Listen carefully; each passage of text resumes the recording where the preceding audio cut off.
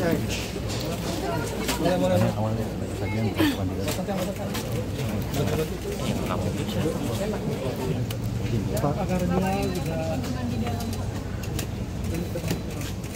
ada bermacam-macam alasan kenapa saya datang mengunjungi Pak Hasto, dan bukan hanya Pak Hasto tetapi teman-teman yang beriman Katolik. Jadi saya kunjungi juga. Alasannya adalah itu tanggung jawab saya, salah satu tanggung jawab saya untuk selalu memperhatikan saudara kita yang dalam keadaan sulit, berada di dalam tahanan pasti keadaan yang sulit. Dan itu bukan hanya saya, tetapi saya mengikuti Paus Fransiskus. Coba kita lihat, kalau kenal dengan Paus Fransiskus, ketika masih sehat, kalau masa-masa Paskah begini, pada hari Kamis nanti, beliau selalu datang ke penjara. Selalu. Saya juga sebagai seorang pastor, uskup di Keuskupan Agung Jakarta, mempunyai tanggung jawab seperti itu.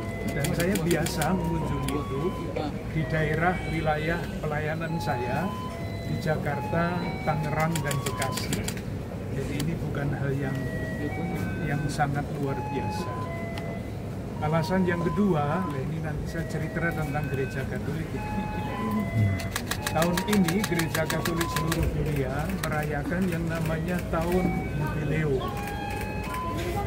Judulnya adalah Pengharapan, Peziarah Pengharapan. Kita semua adalah peziarah pengharapan.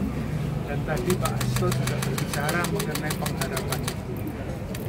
Dan salah satu tanda dari harapan adalah mengunjungi saudara-saudara yang berada di dalam tahanan. Itu alasan pastoral, alasan tanggung jawab saya sebagai uskup mengapa saya datang ke sini. Alasan pribadi ada.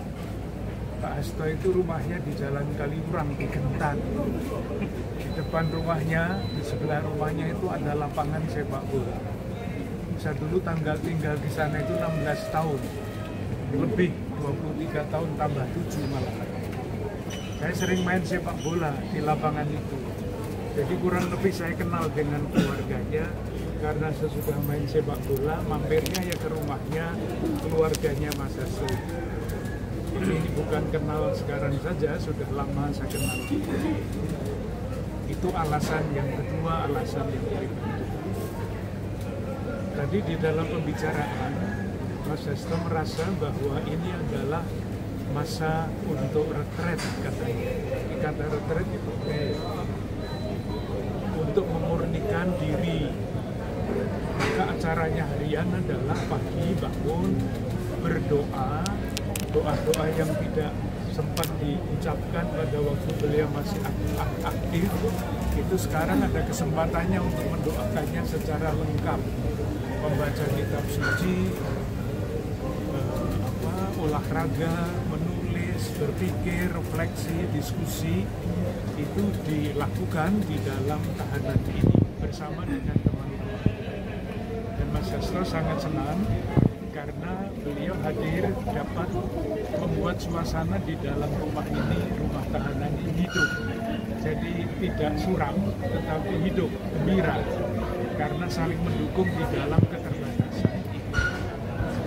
Jadi bukan sesuatu yang tidak berarti, tetapi justru diartikan. Kan tidak mudah ya mengartikan sesuatu yang tidak menyenangkan itu. Tetapi itulah yang ditemukan oleh Pak Hasto di dalam rumah tahanan ini. Menemukan waktu untuk berdoa, menemukan tamu untuk berdoa, waktu untuk berdiskusi, dan menulis refleksi yang buah-buah dari peristiwa itu. Pak, sebagai apa yang tadi dibilang penguatan atau penghibur atau apa? Salah satu yang boleh dikatakan ekstrim adalah menjalankan puasa 3 hari 3 malam, tidak makan dan tidak minum. Itu sesuai dengan salah satu tokoh di dalam kitab suci yang namanya Esther. Beneran kan 3 hari 3 malam. Saya itu tidak makan setengah hari aja pusing. Itu itu satu. Yang kedua adalah doa.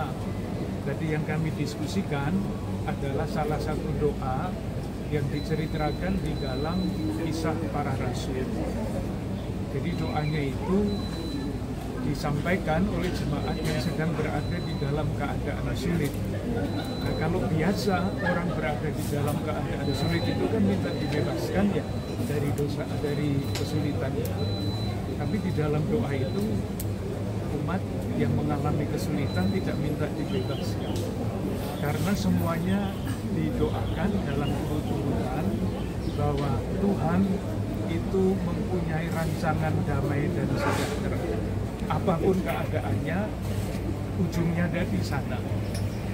Maka ketika doanya ditutup, yang dimohon itu bukan dibebaskan dari kesulitan, tetapi keberanian untuk terus mewartakan firman, dan itu berarti mewartakan kebenaran.